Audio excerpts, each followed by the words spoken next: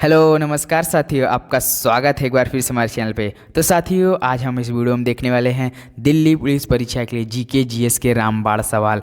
तो दोस्तों, पिछले एक महीने से हम आपके साथ प्रैक्टिस सेट दिल्ली पुलिस परीक्षा का कर रहे हैं और प्रीवियस ईयर सवाल कर रहे हैं। तो दोस्तों, एक बार चैनल पर जाके सारे वीडियो देखिए, उसके बाद अपना पेपर देख लीजिए जो 14 नवंबर से आपका दिल्ली पुलिस परीक्षा का जीके जीएस के सारे सवाल पूछ रहे हैं। उसके बाद मुझसे बात कीजिएगा। तो दोस्तों देख लीजिए, हम वही सवाल करा रहे हैं जो आपके दिल्ली पुलिस परीक्षा में पूछा जा रहा है और वही आने का चांस बना हुआ है। तो दोस्तों, इस क्लास में भी वही सवाल कराने वाले हैं जो आपका अगला तारीख को पेपर होने वाला है। तो दोस्तों, उम्मीद है इस क्लास में से आपको काफ़ी फ़ायदा होने वाला है। तो एक भी सवाल मत छोड़िएगा दोस्तों, शुरू से लेकर अंत तक जरूर बने रहिएगा। तो चलिए बिना टाइम वेस्ट किए हम अपना पहला प्रश्न देख करते हैं। तो दोस्तों, हम केवल आपका 6 से 7 मिनट लेते हैं, ज़्यादा समय नहीं लेते हैं। केवल आपको 5 से 6 मिनट देखना है और जल्दी जल्दी आप भगा के देख सकते हैं। तो चलिए प्रश्न देखते हैं। पहला है, निम्नलिखित में से किस भारतीय राज्य की सीमा भूटान के साथ नहीं मिलती है? तो दोस्तों, निम्नलिखित में से किस भारतीय राज्य की सीमा भूटान के साथ नहीं मिलती है? तो दोस्तों, मेघालय की नहीं मिलती है। तो ऑप्शन बी क्या है? बिल्कुल सही जवाब है। तो चलिए प्रश्न नंबर दूसरे बढ़ते हैं।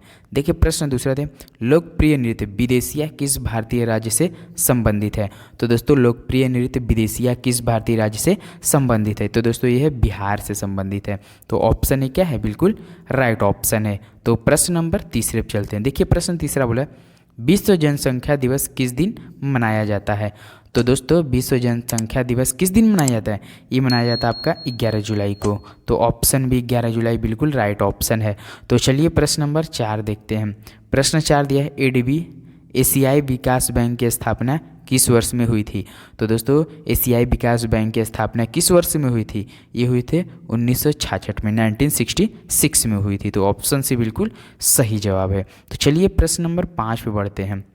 प्रश्न 5 दिया है, को गोल्डन सिटी के नाम से भी जाना जाता है। तो दोस्तों, किस शहर को गोल्डन सिटी के नाम से भी जाना जाता है?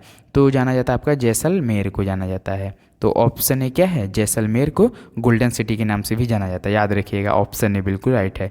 तो प्रश्न नंबर 6 देखते हैं। विंग्स ऑफ फायर नामक पुस्तक के लेखक कौन है? तो दोस्तों, विंग्स ऑफ फायर नामक पुस्तक के लेखक कौन है? डॉक्टर एपीजे अब्दुल कलाम जी हैं। तो ऑप्शन ए क्या है? बिल्कुल सही जवाब है। तो चलिए प्रश्न नंबर 7 पे बढ़ते हैं। प्रश्न 7 दिया, भारतीय आर्थिक समीक्षा प्रकाशित करता है। तो दोस्तों, भारतीय आर्थिक समीक्षा कौन प्रकाशित करता है? ये आपके करते हैं वित्त मंत्रालय। ऑप्शन भी क्या है? बिल्कुल राइट ऑप्शन है। तो चलिए प्रश्न नंबर 8 पे बढ़ते हैं। प्रश्न 8 दिया है, भारत में प्रथम कृषि विश्वविद्यालय की स्थापना हुई थी। तो दोस्तों, भारत में प्रथम कृषि विश्वविद्यालय की स्थापना कहाँ हुई थी? ये आपकी हुई थी पंतनगर में। कहाँ है? तो दोस्तों, पंतनगर में। तो ऑप्शन ए क्या है? बिल्कुल राइट ऑप्शन है। तो चलिए प्रश्न नंबर 9 पे बढ़ते हैं। प्रश्न 9 दिया, योजना आयोग का पदेन अध्यक्ष होता है। तो दोस्तों, योजना आयोग का पदेन अध्यक्ष कौन होता है? तो अब भारत के हमारे प्रधानमंत्री जी होते हैं। तो ऑप्शन बी क्या है? बिल्कुल राइट ऑप्शन है। तो चलिए प्रश्न नंबर 10 पे बढ़ते हैं। प्रश्न 10 दिया है, मानव शरीर की दूसरी सबसे बड़ी ग्रंथि कौन सी है? तो दोस्तों, मानव शरीर की दूसरी सबसे बड़ी ग्रंथि कौन सी होती है? तो अग्नाशय होती है। कौन होती है? अग्नाशय होती है। ऑप्शन डी बिल्कुल राइट ऑप्शन है। तो चलिए प्रश्न नंबर 11 बढ़ते हैं। प्रश्न 11 दिया है, भारत के संविधान का कौन सा अनुच्छेद मौलिक अधिकारों के प्रवर्तन के लिए संवैधानिक उपचार प्रदान करता है? तो दोस्तों, भारत का कौन सा संविधान है, कौन सा अनुच्छेद है जो मौलिक अधिकारों के प्रवर्तन के लिए संवैधानिक उपचार प्रदान करता है? तो एक अनुच्छेद 32 करता है, अनुच्छेद 32 करता है। तो ऑप्शन ए क्या है? बिल्कुल सही जवाब है। तो चलिए प्रश्न नंबर 12 पर बढ़ते हैं। प्रश्न 12 दिया है, निम्नलिखित में से किस अनुच्छेद में यह उल्लेख किया गया है कि नीति निदेशक सिद्धांत न्यायालय द्वारा प्रवर्तनीय नहीं है? तो दोस्तों, निम्नलिखित में से किस अनुच्छेद में यह उल्लेख किया गया है कि नीति निदेशक सिद्धांत न्यायालय द्वारा प्रवर्तनीय नहीं है? तो दोस्तों, अनुच्छेद 37 अनुच्छेद है जो वही इसमें है। तो ऑप्शन सी क्या है? बिल्कुल राइट ऑप्शन हो जाए। देख रहे हैं दोस्तों, अनुच्छेद का हम 2-3 सवाल ले रहे हैं क्योंकि दोस्तों जानते हैं अनुच्छेद में हर शिफ्ट में 1-2 सवाल पूछ रहा है। तो इसी के फोकस के नज़र देखते रहिए दोस्तों, 1-2 सवाल आपके पेपर में जरूर आने वाला है। तो प्रश्न नंबर 13 पे बढ़ते हैं। भारत के संविधान में निम्नलिखित में से कौन सा अनुच्छेद समान नागरिक संहिता से संबंधित है? तो दोस्तों, कौन सा अनुच्छेद समान नागरिक संहिता से संबंधित करता है? तो ये करता है आपका अनुच्छेद 44। कौन दोस्तों? अनुच्छेद 44। तो ऑप्शन डी बिल्कुल राइट ऑप्शन है। तो चलिए प्रश्न नंबर 14 देखते हैं। भारत छोड़ो आंदोलन कब प्रारंभ हुआ? तो दोस्तों भारत छोड़ो आंदोलन कब प्रारंभ हुआ था? ये हुआ था आपका 9 अगस्त 1942 में हुआ था, 9 अगस्त 1942 में हुआ था। तो ऑप्शन ए क्या है? बिल्कुल सही जवाब है।